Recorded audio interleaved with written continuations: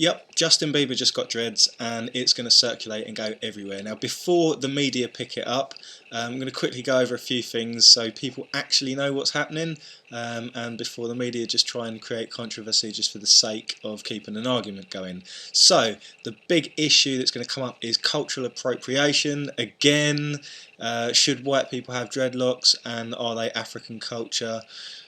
Let's just break this down because it's going to go all over the place. Now, firstly, I want to say big love to Justin Bieber for getting dreads. Like, I personally think that's a great thing.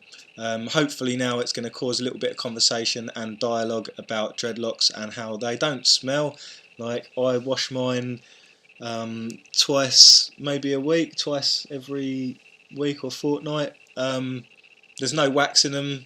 They stay clean and smell great, so that's the first thing. Let's just let people know that. The second thing, cultural appropriation. Are dreadlocks in just African culture? No, they are not. Yes, they are in African culture, but they are multicultural. They come from everywhere all over the world, and they're found in Vikings, in Celts, in Ireland, in Peru, in mummies in Peru, in Egypt, yes, in Africa as well. In the UK you've got elf locks. Look up all these different terms and you'll find it. India, you've got the Jatta of the Indian sadhus.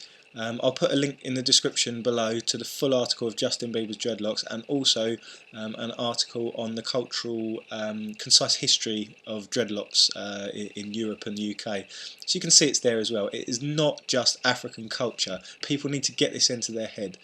But that being said, we can kind of see why the black communities would be a little bit pissed at people, at white people getting dreads.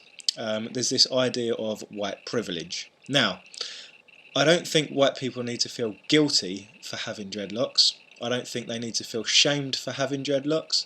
And this is what the black communities tend to do, or at least try to do.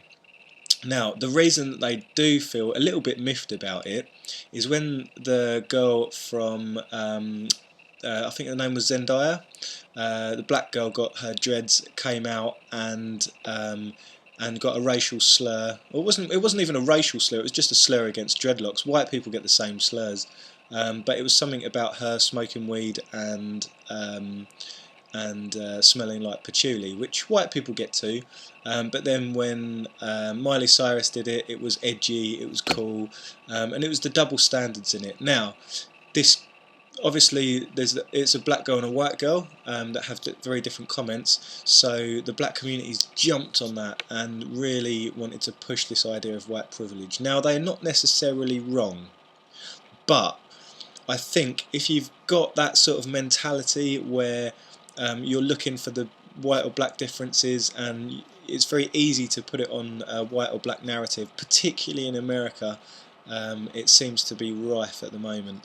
The rest of the world, you know, people don't really care. People are just happy doing their own thing when it comes to things like hairstyles or clothes or whatever.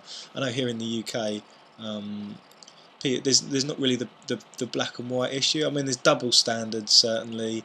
There is privilege in areas, probably, but it's not quite as seen as it is in America. America, it seems to be like the thing to be affected by at the moment. So yeah, that's a bit crazy, but that's America. Let's just let America deal with that, like we have with other things. Yeah, and don't even want to get onto Donald Trump and whatever's happening there. That's gonna, oh dear. So yeah, America's a bit nuts, but we're going to leave them to it. So yeah, the rest of the world, let's just get on, let's just enjoy our dreads and let America do what they're going to do. Cool. Nice one, Bieber.